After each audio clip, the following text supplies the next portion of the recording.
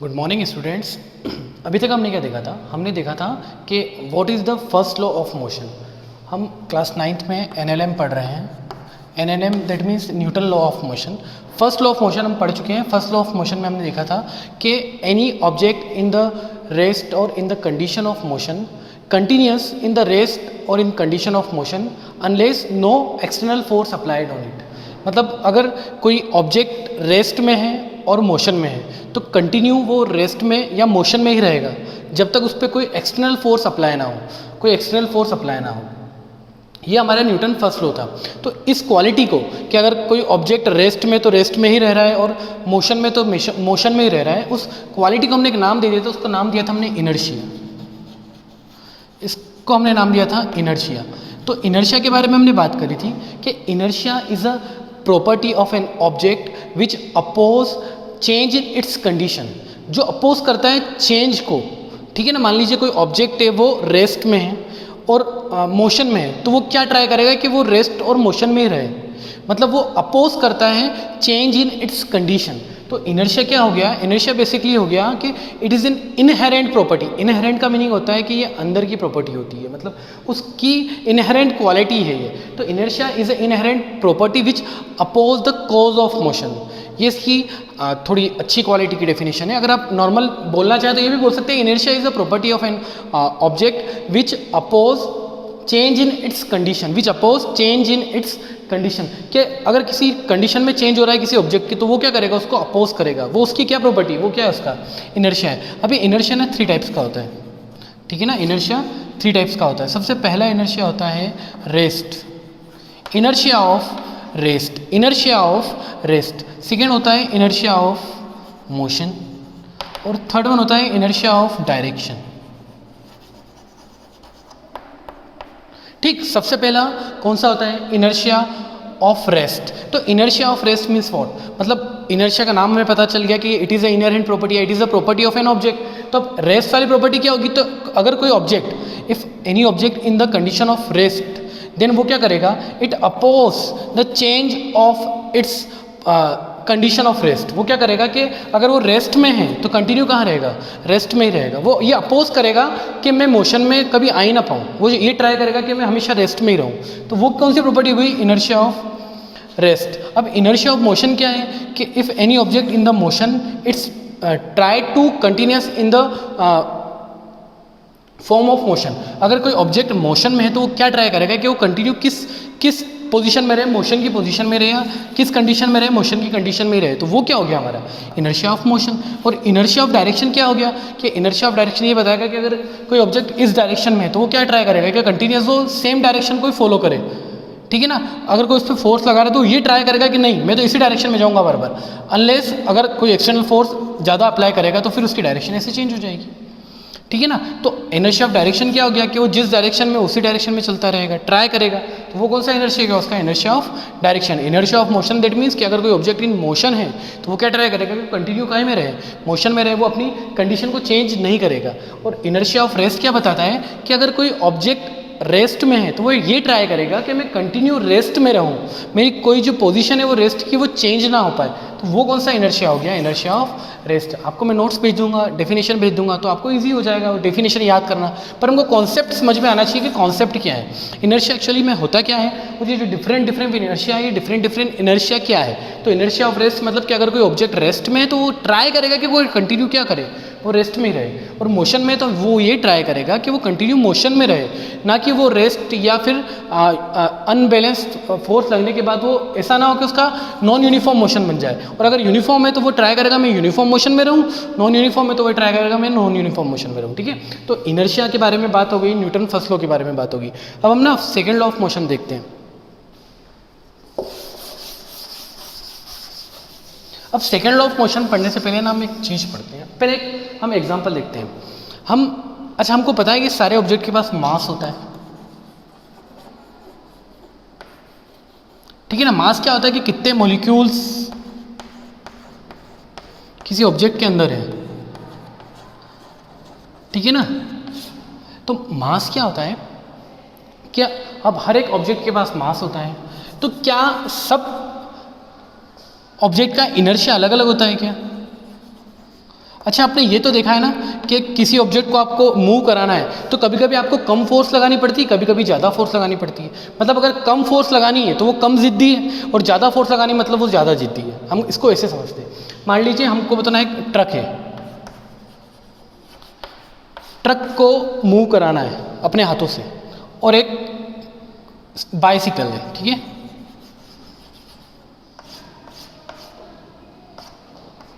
ठीक है ना, एक बाइसिकल है या साइकिल है या टॉय कार है, टॉय कार, ठीक। एक टॉय कार है और एक ट्रक है, तो किसमें ज़्यादा इनर्शिया होगा? ट्रक को मूव कराने में ज़्यादा फोर्स लगेगा या टॉय कार को मूव कराने में ज़्यादा फोर्स लगेगा? तो बेसिकली हमने देखा ट्रक को मूव कराने में कैसा ज़्यादा फोर्स लगेगा, और अगर ट्रक को मूव कराने में ज़्यादा फोर्स लगेगा मतलब ट्रक का इनर्शिया कैसा है? ज़्यादा है। ट्रक का इनर्शिया कैसा है? ज़्यादा है। मतलब उसकी जो एक इनहेरेंट प्रॉपर्टी है मूव ना होने की, वो क्या है? ज़्यादा है। मतलब इसका इनर्शिया भी कैसा है? ज़्यादा है। तो इनर्शिया किस पे डिपेंड करता है? इनर्शिया डिपेंड करता है मास पे। इनर्शिया किस पे डिपेंड करता है? इनर्शिया डिपेंड करता है मास पे। मतलब अगर मास ज़्यादा तो इनर्शिया भी क्या होगा? ज़्यादा। तो आप ये पॉइंट लिख लेना कि inertia depend on mass. Inertia किस पे डिपेंड करता है? इनर्शिया डिपेंड ऑन मास, मतलब ऑन मास। अगर मास ज़्यादा है तो इनर्शिया भी क्या होगा? ज़्यादा होगा, ठीक। अब ये तो हमारी बात हो गई कि इनर्शिया डिपेंड्स ऑन, तो इनर्शिया डिपेंड्स ऑन मास। ये हमें पता चला कि ट्रक का मास ज़्यादा होता है, टॉय कार का मास कम होता है। अब ना एक फिजिकल क्वांटिटी हमें समझ में आती है, एक नई फिजिकल क्वांटिटी के बारे में हम पहले बात कर लेते हैं। सेकेंड लॉ ऑफ मोशन पढ़ने से पहले ना हमें क्वांटिटी के बारे में पता होना चाहिए जिसका नाम है मोमेंटम।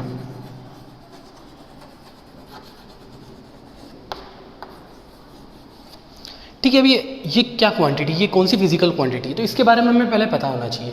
तो मोमेंटम होता क्या है? एक्चुअली क्या होता है ना, सारे ऑब्जेक्ट्स हैं या जितने भी, सबके पास मास होता है, ठीक है। अब मान लो बताना ट्रक अगर 4 किलोमीटर पर आवर की स्पीड से भी आएगा, बहुत स्लो आएगा, और आपके ऊपर से गुजर गया, तो भी आप मर जाएंगे ना, ठीक है ना। क्योंकि जो ट्रक है वो क्या करेगा? फोर्स अप्लाई करेगा आपके ऊपर, और वो फोर्स कैसा होगा? बहुत ज़्यादा होगा। तो फोर्स मास पे भी डिपेंड करता है, ठीक है। अब हम बात करते हैं बुलेट की। जो गन की बुलेट होती है ना छोटी सी, अब वो होती तो छोटी है, उसका मास भी कैसा होता है? कम होता है। पर अगर वो ज़्यादा स्पीड से आपको टच कर जाए या आपके अंदर से निकल जाए, तब क्या होगा? तब भी आप मर जाएंगे। मतलब जो ये फोर्स लग रहा है आपके ऊपर, जो फोर्स अप्लाइड हो रहा है, वो किस पे भी डिपेंड करता है? वेलोसिटी पे, ठीक है ना। तो जो फोर्स लगता है वो किन दो चीज़ों पे डिपेंड कर रहा है? एक तो मास पे भी डिपेंड करता है और एक वेलोसिटी पे भी डिपेंड करता है, ठीक है। तो ये जो फोर्स किन दो चीज़ों पे डिपेंड करता है? मास और वेलोसिटी। तो मान लो अगर किसी ऑब्जेक्ट के पास क्या क्या है? मास भी है और वेलोसिटी भी। मतलब ट्रक जो है वो 60 किलोमीटर पर आवर की स्पीड से आ रहा है, ठीक है। तो इस ट्रक के पास क्या क्या है? एक तो मास और एक वेलोसिटी। तो ये जो मास और वेलोसिटी किसी ऑब्जेक्ट के पास होते हैं तो उसको हमने क्या नाम दे रखा है? मोमेंटम। क्या नाम दे रखा है? मोमेंटम। मोमेंटम मतलब कोई भी ऑब्जेक्ट अगर मूव कर रहा है, मोमेंटम कर रहा है, तो वो क्या है? उसका मोमेंटम है। अगर वो मूवमेंट कर रहा है कोई, तो वो उसका क्या है? मोमेंटम। तो अगर कोई ऑब्जेक्ट मूवमेंट कर रहा है तो उसके पास क्या क्या होता है? एक तो मास होता है और एक क्या होती है? वेलोसिटी होती है। वेलोसिटी मतलब वो चेंज कर रहा है ना पोजीशन को अपनी बार बार, तो उसको क्या बोलते हैं? अगर एक जगह से दूसरी जगह जा रहा है तो उसको हम क्या बोलते हैं? वेलोसिटी बोलते हैं। हमने पढ़ा है ना, वेलोसिटी क्या होता है? चेंज इन जो डिस्प्लेसमेंट में होता है, डिस्प्लेसमेंट में चेंज होता है, उसको हम क्या बोलते हैं? वेलोसिटी बोलते हैं। तो वेलोसिटी क्या होता है? अब किसी भी ऑब्जेक्ट का मोमेंटम क्या होता है कि उसके पास अगर मास है और वेलोसिटी है तो उसको हम क्या बोलते हैं? मोमेंटम। तो मोमेंटम की डेफिनेशन क्या है? मोमेंटम की डेफिनेशन है कि it is a multiplication of mass and velocity, और it is a product of momentum. क्या है? It's a product of mass and velocity, ठीक है। मतलब मोमेंटम क्या होता है? मोमेंटम प्रोडक्ट होता है किस किस का? तो मोमेंटम को मैं शो करता हूँ P से, ठीक है। मोमेंटम को कैसे शो करता हूँ मैं? P से। मोमेंटम जैसे हम किलोग्राम केजी को कैसे, किलोग्राम को केजी लिखते हैं ना, मीटर को m लिखते हैं, ठीक है ना। इस तरह मोमेंटम को हम फिजिक्स में कैसे शो करते हैं? P से। मोमेंटम को कैसे शो करते हैं? P से। तो P equal to what? P equal to product of mass and, तो प्रोडक्ट मीन्स क्या होता है, मास और वेलोसिटी का मल्टीप्लीकेशन, ठीक है ना। तो ये मोमेंटम की डेफिनेशन है। मोमेंटम क्या होता है, तो momentum, if any object have a mass and velocity then this is called the momentum. कोई भी ऑब्जेक्ट है जिसके पास क्या है, मास और वेलोसिटी, तो उसको हम क्या बोलते हैं, मोमेंटम बोलते हैं। या फिर it's the product of mass and velocity. Momentum क्या होता है, it is the product of mass and velocity. Mass को काय में मेजर करते हो आप, मास की यूनिट क्या है, यूनिट का मतलब होता है कि आप उसको काय में नापते हो। तो आप मास को काय में नापते हो, केजी में, वेलोसिटी को काय में नापते हो, ठीक है। ये तो इसकी क्या हो गई, यूनिट हो गई। तो मोमेंटम की यूनिट क्या बनी, केजी मीटर पर सेकेंड, केजी मीटर पर सेकेंड। अब मास को हम कैसे लिख सकते हैं, एम, और वेलोसिटी को वी लिखते हैं, ठीक है। तो P इक्वल टू क्या आया हमारे पास, m into V. P equal to क्या आया हमारे पास, m इंटू वी। ये हमारा क्या है, मोमेंटम है। तो मोमेंटम को फिर से हम ट्राई करते हैं समझने का। मोमेंटम क्या होता है, तो हमने देखा कि कोई भी अगर एक ऑब्जेक्ट है उसके पास अगर मास और वेलोसिटी है तो वो उसका मोमेंटम है। अगर कोई भी एक ऑब्जेक्ट है और उसके पास क्या है, मास और वेलोसिटी है, तो वो उसका क्या है, मोमेंटम है। वो उसका क्या है, momentum. That means if any object have a mass and velocity then this is called momentum of that object. अगर किसी ऑब्जेक्ट के पास क्या है, मास है और वेलोसिटी, तो उसका क्या हो जाएगा, मोमेंटम हो जाएगा। तो अब हम डेफिनेशन क्या बोल सकते हैं कि if any object have mass and velocity then this is called the momentum of that object, ठीक। अब एक और डेफिनेशन हम देख सकते हैं, it is a product of mass and velocity. Momentum क्या होता है, तो it is a product of mass and velocity. तो मास को हम क्या लिखते हैं, m, और वेलोसिटी को हम क्या लिखते हैं, v। तो p इक्वल टू क्या बन सकता है, इसका मैथमेटिकल प्रेजेंटेशन क्या हो सकता है, P equal to m into V. ये डेफिनेशन सही है ना। देखो P मतलब मोमेंटम किसके बराबर होता है, तो मोमेंटम क्या चीज़ होती है, momentum is if any object have a mass, mass means m, और velocity means v। If any object have a mass and velocity then this is called the momentum of that object, और it's the product of mass and velocity. ये क्या होता है, ये product होता है किसका, मास और वेलोसिटी का। मास और वेलोसिटी का क्या होता है, ये प्रोडक्ट मीन्स क्या होता है, मल्टीप्लिकेशन डॉट, इसको हम मल्टीप्लिकेशन के थ्रू डिनोट करते हैं। तो momentum is the product of mass and velocity, ठीक है ना। तो यहाँ तक आपको मोमेंटम समझ में आया होगा, मोमेंटम क्या होता है। अब हम देखते हैं ना second law of motion. Second law of motion क्या होता है, तो सेकेंड लॉ ऑफ मोशन क्या होता है कि अच्छा मान लो अगर बताओ ना कोई मोमेंटम है किसी बॉडी के पास, ठीक है ना। कोई बॉडी है, ये कोई ऑब्जेक्ट है, इसके पास क्या है, मोमेंटम है, मतलब P है, ठीक। इस पर मैंने फोर्स लगाया, इस पर मैंने क्या करा, फोर्स अप्लाई करा यहाँ से, ठीक है ना। तो मान लो अगर वो उसके पास मास और वेलोसिटी है, मतलब उसके पास 100 kg का मास था, सॉरी 1000 kg का मास था, और 40 किलोमीटर पर आवर की वेलोसिटी थी, ठीक है ना। तो मान लो अगर उसके पास 1000 kg का मास था और 40 किलोमीटर पर आवर की वेलोसिटी थी, तो वो इनर्शिया के कारण क्या करेगा, इसी मास और वेलोसिटी से कंटिन्यू जाता रहेगा। अब इसमें मुझे अगर चेंज लाना तो मुझे क्या लगाना पड़ेगा, फोर्स लगाना पड़ेगा। मुझे क्या लगाना पड़ेगा, फोर्स लगाना पड़ेगा। हम देखते हैं ना अगर ट्रक जा रहा है कंटिन्यू, तो उसको रोकने के लिए हमें क्या करना पड़ता है, ब्रेक लगाने पड़ते हैं। और ब्रेक क्या होता है, एक्चुअली में फोर्स होता है। ब्रेक क्या होता है, फोर्स होता है। तो अगर मोमेंटम में चेंज लाना है, मोमेंटम मतलब अगर कोई चीज़ चल रही है उसको रोकना है, तो उसके लिए हमें क्या लगाना पड़ेगा, फोर्स लगाना पड़ेगा। तो सेकेंड लॉ ऑफ मोशन ना यही है। सेकेंड लॉ ऑफ मोशन क्या है कि change in momentum, change in momentum, change in momentum directly proportional to force applied on it, force applied on it, ठीक है ना। मतलब चेंज इन मोमेंटम, अगर मोमेंटम में कोई चेंज आ रहा है तो वो किसके बराबर होगा, जितना फोर्स आप लगाओगे, ठीक है ना। अगर आपने 2 न्यूटन का फोर्स लगाया तो मोमेंटम में चेंज कितना आएगा, उतना ही आएगा जितना आपका फोर्स लगेगा। तो सेकेंड लॉ ऑफ मोशन क्या बोलता है, लॉ मतलब ये बना हुआ पहले से, क्या बोलता है कि change in momentum is directly proportional to the force applied on it. मतलब चेंज इन मोमेंटम, अच्छा मोमेंटम क्या होता है, तो मोमेंटम होता है P, ठीक। अब चेंज हुआ मतलब पहले का कुछ मोमेंटम होगा, बाद का कुछ मोमेंटम होगा, तभी तो चेंज हो पाया। तो हमने क्या माना कि जो पहले का मोमेंट था वो P1, बाद का था P2, ठीक। अभी किसके बराबर है, तो ये उन्होंने बोला ये it is directly proportional to the force force मतलब F। तो अब इसका हम मैथमेटिकली रिप्रेजेंटेशन बना सकते हैं क्या? तो हम बना के देखते हैं। उसने क्या बोला है? चेंज। अच्छा, चेंज को कैसे डिनोट करते हो आप? किसी भी चीज़ में चेंज हुआ तो वो पहले क्या था और अभी क्या है?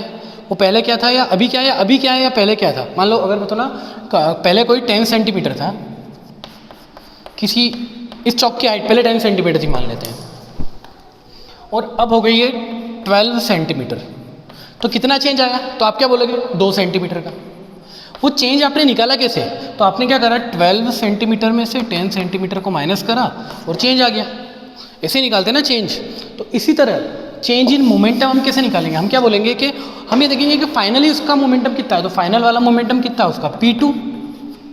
हम पूछेंगे पहले वाला मोमेंटम क्या था, तो P1, और इन दोनों का हम क्या करेंगे, माइनस कर लेंगे, ठीक है ना। तो ये किसके बराबर होगा? फोर्स के। यही बोला ना कि चेंज इन मोमेंटम, ये हमारा चेंज है मोमेंटम में, और चेंज को कैसे डिनोट करते हैं? माइनस के थ्रू। तो change in momentum is directly proportional. ये डायरेक्टली प्रोपोर्शनल का साइन है। ये काय का साइन है? डायरेक्टली प्रोपोर्शनल का साइन है। It is directly proportional to the force applied on it, कि कितना फोर्स लगा उसके बराबर हमारा क्या होगा, चेंज इन मोमेंटम। अब ये जो डायरेक्टली प्रोपोर्शनल का साइन है ना, इसको हम इक्वल टू का साइन बनाते हैं। जब भी हम इसको इक्वल टू का साइन बनाएंगे तब एक कांस्टेंट आ जाएगा। कांस्टेंट मीन्स आपने मैथ्स में पढ़ा होगा ना, दो तरह की टर्म्स होती है, एक तो कांस्टेंट और एक वेरिएबल। तो कांस्टेंट आ जाएगा। कांस्टेंट मीन्स कोई एक वैल्यू आ जाएगी, फिक्स्ड वैल्यू। तो हमने यहाँ पे 1 मानी उस फिक्स्ड वैल्यू को, क्योंकि 1 में मैं किसी का भी मल्टीप्लाई करूँगा क्या आएगी, सेम वैल्यू आएगी। तो क्या आया, F equal to P2 minus P1, F equal to P2 minus P1। अच्छा, अब मुझे बताओ कि आप अगर ब्रेक अप्लाई करते हो तो किसी टाइम के लिए अप्लाई करते हो, पर्टिकुलर टाइम के लिए अप्लाई होता है। तो ये जो फोर्स है ना, किसी टाइम के लिए अप्लाई होगा तो मल्टीप्लाई बाय T, ठीक है ना। पर्टिकुलर एक टाइम के लिए मैं फोर्स को अप्लाई करूंगा। मान लो अगर मैंने ब्रेक 5 मिनट के लिए लगाया तो मोमेंटम में कुछ ज़्यादा चेंज आ जाएगा। अगर मैंने ब्रेक 1 सेकंड के लिए लगाया खाली हल्का सा, तब मोमेंटम में कुछ अलग चेंज आएगा। ऐसे ही होता है ना, मान लो अगर गाड़ी बहुत ज़्यादा स्पीड में है तो हम क्या करते हैं, पहले थोड़ी सी इधर ब्रेक लगाते हैं, तो उसके मोमेंटम में कितना चेंज आता है। अगर वो 40 पे है तो काई में आ जाती है, 30 पे आ जाती है, ठीक है ना। और मान लो अगर मैंने सडन ब्रेक लगा दिया 5 सेकेंड तक, तब क्या होता है, वो 30 या 40 से डायरेक्ट 0 पे आ जाती है। तो ये जो चेंज इन मोमेंटम है किस पे डिपेंड करता है, फोर्स पे। लेकिन फोर्स कितनी देर तक लगा, क्या टाइमिंग थी उसकी, उस पर भी डिपेंड करता है। तो हम क्या मानते हैं कि फोर्स मल्टीप्लाई बाय टाइम। तो ये फॉर्मूला क्या बनता है, F equal to P2 minus P1 upon में T, P2 minus P1 upon में T। अब इतना अगर आपको समझ में नहीं आता ना, क्योंकि ये ना एज इट इज़ आपकी 11th क्लास में भी है चेंज इन मोमेंटम, ठीक है, वो का वही है और वो 9th में भी है। तो अगर आपको इतना समझने में थोड़ा डाउट होता है या ऐसा लगता है कि नहीं हमें तो समझ में नहीं आ रहा, तो आप इतना याद रखो कि सेकंड लॉ ऑफ मोशन क्या बोलता है। सेकंड लॉ ऑफ मोशन ये बोलता है कि चेंज इन मोमेंटम, ये जो चेंज मतलब अगर वो अभी क्या था बाद में क्या था, उस पर चेंज मतलब है माइनस के थ्रू, is momentum is directly proportional to force. बस इतना आप याद रख लो और ये फॉर्मूला याद रख लो। फॉर्मूला क्या है, F equal to P2 minus P1 upon में T, P2 minus P1 upon में T। ये थोड़ा टफ ज़रूर है क्योंकि ये 11th में भी है आपके और 9th में भी है, दोनों का लेवल भी सेम है, पर हमें ना फिर भी ये बुक में दे रखा तो करना पड़ेगा। तो क्या है हमारा सेकंड लॉ ऑफ मोशन के change in momentum is directly proportional to F। तो इसको हम कैसे लिख सकते हैं कि F equal to P2 minus P1 upon T। और ये T क्यों आया, क्योंकि कितनी देर, टाइम भी ज़रूरी है हमारे लिए कि कितनी देर हमारा फोर्स लगा, कितनी देर फोर्स लगा, इट इज़ ए इंपॉर्टेंट। इसलिए हमने क्या करा, T से इसको डिवाइड करा, ठीक है। चलो ये तो गया F P2। अब P2 की जगह, P की जगह मैं लिख सकता हूँ mv, P की जगह लिख सकता हूँ ना mv, क्योंकि मोमेंटम बना ही कैसे, मास और वेलोसिटी से। तो सिंपल सबसे पहले देख लेते हैं, F equal to P2 minus P1 upon T। ये तो हमारा मोमेंटम का फॉर्मूला हो गया, जो फोर्स का फॉर्मूला हो गया, ठीक है ना। क्या हो गया, F equal to P2 minus P1 upon T। P2 minus, इसको हम बार बार ट्राई करेंगे, लिख लिख के याद कर लेंगे। तो F equal to P2 minus P1 upon T। Force P2 क्या है, मास मल्टीप्लाई बाय वेलोसिटी। अब ये P2 मतलब बाद वाला 2, तो M2 V2 माइनस P1 है तो M1 V1 अपॉन में T। अभी M और V कैसे आया, तो हमने पढ़ा है अभी कि जो मोमेंटम होता है वो मास और वेलोसिटी से मिलकर बनता है। तो P की जगह मैं M भी रख सकता हूँ, तो P1 की जगह क्या रखूँगा, M1 V1, P2 की जगह M2 V2, ऐसे P3 होता तो M3 V3, ठीक।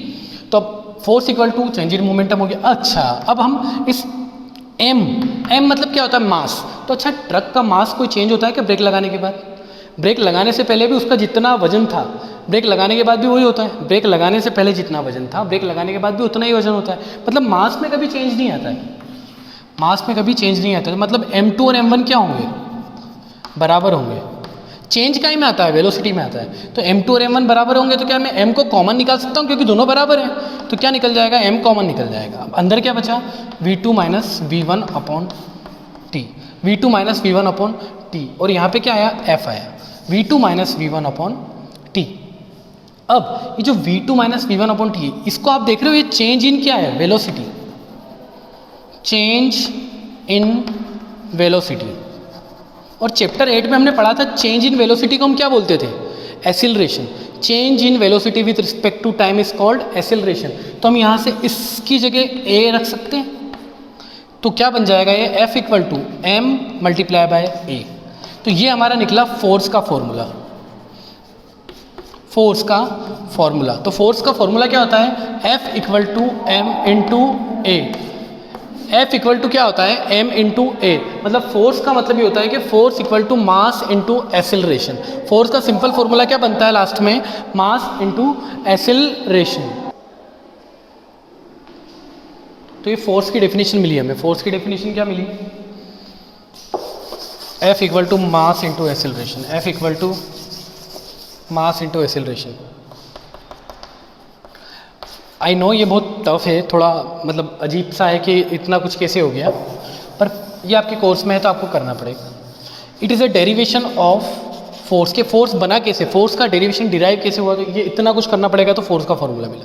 पर अगर आपको, जैसे अभी आपका न्यूमेरिकल्स वगैरह कर रहे हैं तो उनके लिए आपको एक फॉर्मूला याद रखना है। एक तो ये F equal to m into है, और एक और याद क्या रखना है, F equal to P2 minus P1 upon में T। ये दो फॉर्मूले अगर आपको याद हैं तो आप कोई भी न्यूमेरिकल इजीली कर सकते हैं, ठीक है। और आपको सेकेंड लॉ ऑफ मोशन का स्टेटमेंट याद रखना है कि सेकेंड लॉ ऑफ मोशन क्या बोलता है, तो वो ये बोलता है कि change in momentum is directly proportional to force. कि जो मोमेंटम में चेंज होता है वो किसके बराबर होता है, फोर्स के बराबर है। जितना फोर्स लगाओगे उतना चेंज होगा, जितना फोर्स नहीं लगाओगे उतना चेंज नहीं होगा। तो हमको खाली इतना याद रखना है कि सेकेंड लॉ ऑफ मोशन क्या बोलता है कि change in momentum is directly proportional to the force. इससे हमें क्या मिला, डेफिनेशन ऑफ फोर्स। इससे हमें मिली definition of force, formula of force का, इसे सेकेंड लॉ ऑफ मोशन। तो सेकेंड लॉ ऑफ मोशन ने हमें क्या दिया, फोर्स का फॉर्मूला दिया, और वो क्या दिया, F equal to m into a। m मतलब मास, a मतलब एक्सीलरेशन। तो फोर्स के दो फॉर्मूले मिल गए हमें, एक तो क्या m इंटू a, एक और क्या P2 minus P1 upon T. यहाँ पे P क्या है, मोमेंटम, P क्या है, मोमेंटम। P2 मतलब बाद वाला, P1 मतलब पहले वाला, और अपन में T मतलब टाइम, ठीक। अगर इतना कुछ याद नहीं रह रहा, आपको डेरिवेशन समझ में नहीं आता है या डेरिवेशन करने में कोई प्रॉब्लम आती है, तो आप इतना याद रखो कि सेकेंड लॉ ऑफ मोशन क्या बोलता है। तो सेकेंड लॉ ऑफ मोशन ये बोलता है कि change in momentum is directly proportional to the force. कि जो मोमेंटम में चेंज आ रहा है वो फोर्स के कारण आ रहा है, और उतना ही आ रहा है जितना फोर्स लगेगा। और एक और चीज़, हमें फोर्स का फॉर्मूला याद होना चाहिए, ठीक। अब फोर्स की यूनिट क्या होती है, तो फोर्स की यूनिट होती है m। मास की यूनिट क्या होती है, kg। मतलब आप मास काई में, वेट काई में लेते हो तो kg में, मास काई में लेते हो kg में। और a मीन्स एक्सीलरेशन। एक्सीलरेशन क्या होता है, change in velocity upon time. तो एक्सीलरेशन की यूनिट पढ़ी थी हमने, क्या पढ़ी थी, मीटर पर सेकेंड स्क्वायर। तो फोर्स की यूनिट क्या बनी, ये वेरी इंपॉर्टेंट चीज़ है कि यूनिट आनी चाहिए हमको किसी भी चीज़ की निकालनी। तो फोर्स की यूनिट क्या बनी, फोर्स की यूनिट मतलब हम फोर्स को नापते कहीं में, तो कहीं में नापते हैं kg मीटर पर सेकेंड स्क्वायर, कहीं में नापते हैं kg मीटर पर सेकेंड स्क्वायर। पर इसके लिए न्यूटन ने बहुत सारे ट्राई किए थे, न्यूटन ने इन्वेंशन किए थे फोर्स के लिए, तो इसलिए हम इसको एक और चीज़ से डिनोट करते हैं, kg मीटर पर सेकेंड स्क्वायर को न्यूटन से। कैसे, न्यूटन से। तो फोर्स की एक और यूनिट क्या है, न्यूटन, SI। फोर्स की यूनिट क्या है, kg मीटर पर सेकेंड स्क्वायर, या फिर इसको हम क्या बोलते हैं, न्यूटन। तो फोर्स की यूनिट क्या है, न्यूटन, जिसको हम n से डिनोट करते हैं। फोर्स की एक और यूनिट है डायन। डायन वो वाली डायन नहीं, नॉर्मल डायन। डायन तो न्यूटन, फोर्स की एक और यूनिट क्या है, डायन, ठीक है। ये डायन कौन सा वाला डायन है, डायन वाला डायल नहीं है, ये सिंपल डायन एक यूनिट है किसकी, फोर्स की। और न्यूटन और डायन में क्या रिलेशन है, तो 1 newton equal to 10 to the power 5 dyne, ठीक है ना। 1 newton equal to 10 to the power 5 dyne. इतना कुछ याद रखने की जरूरत नहीं, आपको खाली इतना याद रखना है फोर्स होता क्या है। तो फोर्स क्या होता है, मास इंटू एक्सीलरेशन, ठीक, फोर्स की यूनिट क्या है? तो न्यूटन। फोर्स की यूनिट क्या है? न्यूटन। ठीक है ना। अब ये सब तो हमारा क्या हो गया? Second law of motion. I hope आपको ये सेकेंड लॉ ऑफ मोशन समझ में आया होगा थोड़ा थोड़ा। और अगर इसमें आपको कोई डाउट आता है तो अभी आप क्लियर कर लेगा, ताकि आपको ये समझ में आ जाए कि सेकेंड लॉ ऑफ मोशन होता क्या है, मोमेंटम क्या होता है, मोमेंटम से फोर्स का फॉर्मूला कैसे बना। अगर इसका कोई भी कोई डाउट है तो आप कमेंट कर सकते हैं। और अगर आपको ये वीडियो अच्छा लगता है तो प्लीज़ लाइक कीजिए। थैंक यू बच्चों।